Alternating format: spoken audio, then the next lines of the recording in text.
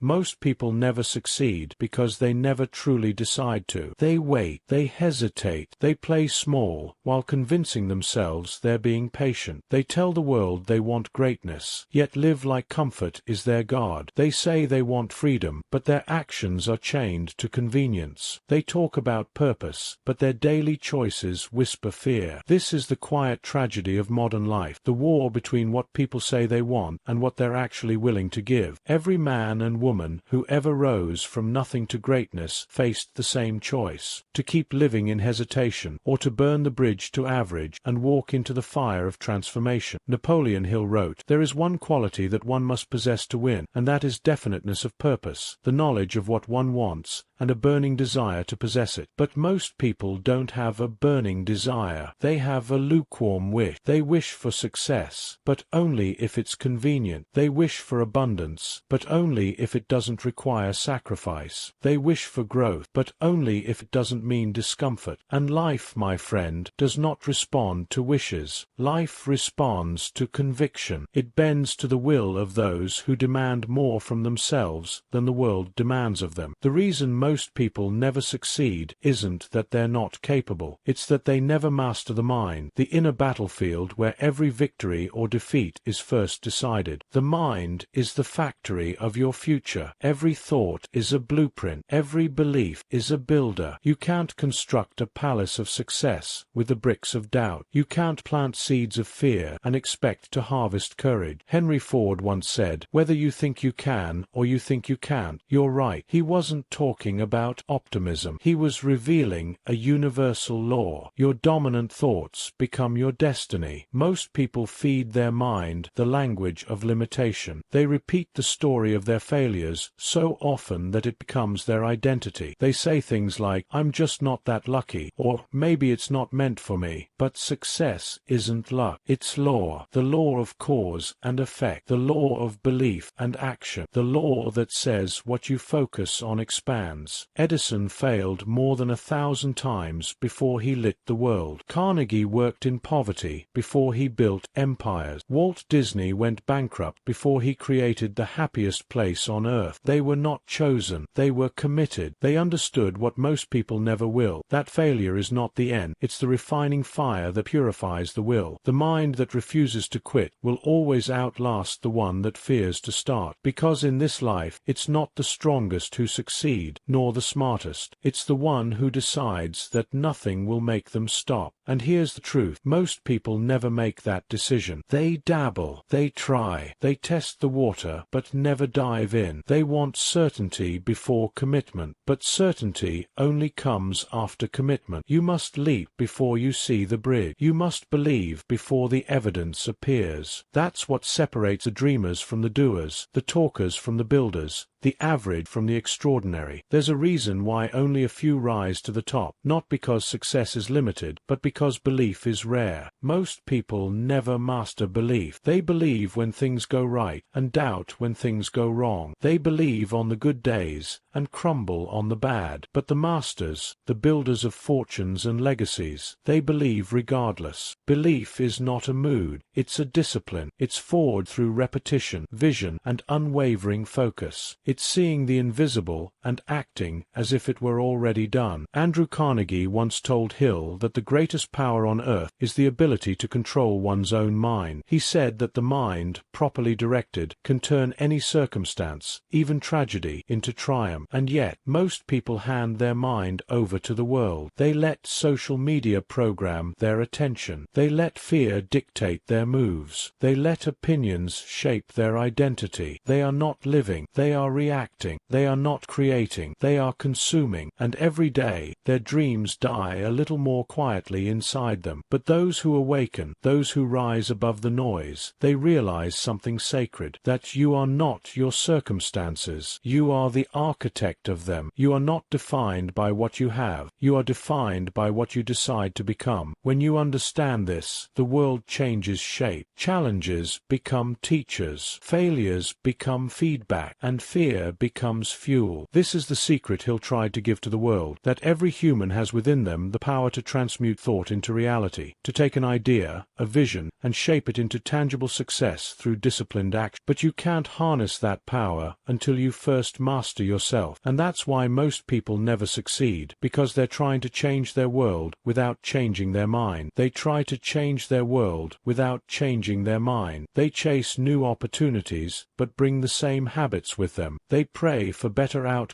while repeating the same patterns. And when life refuses to bend, they call it bad luck, when in truth, it's simply reflection. Because life is not happening to you, it is responding to you. Every thought you hold with emotion becomes a magnet. Every decision you make from conviction becomes a seed. And every day you either water your dreams or your doubts. That's why success is never an accident. It's a mirror of your inner world. If you want more, you must become more. You must become the kind of person who commands results, not the one who waits for them. The reason most people never succeed is that they live reactively, not intentionally. They wake up and immediately check their phone. Their focus is hijacked by the noise of others before they even decide what their own day means. They live like leaves in the wind, blown by trends, moods, and opinion, instead of standing like an oak, rooted in purpose. Purpose, that word alone has built empires and resurrected broken men. Purpose gives meaning to struggle. It turns pain into direction. It transforms ordinary days into destiny. But most people never take the time to discover their purpose. They're too busy surviving to start living. Yet, every great builder, every self-made giant began with a moment of awakening, a realization that their life had to mean something more. Thomas Edison wasn't driven by electricity. He was driven by purpose, the purpose to bring light where there was darkness. Abraham Lincoln wasn't driven by politics. He was driven by purpose, the purpose to unite broken people under one flag. And Napoleon Hill himself wasn't driven by fame. He was driven by purpose, the purpose to uncover the laws that govern all success. Your purpose is not something you find in a book. It's something you create in the battlefield of experience. It is discovered in the tears, the long nights, the small wins no one celebrates but you. Purpose is born when you stop asking, "What do I want from life?" and start asking, "What does life want from me?" Because when you align your actions with something greater than comfort, you unlock a kind of power that cannot be shaken by failure. Purpose is what fuels discipline, and discipline is what builds empires. But here's the truth most people can't accept. You will never feel ready to live your purpose. You will never wake up one day and magically feel discipline. You must decide, and then build the feeling through consistent action. Discipline is not punishment, it's protection.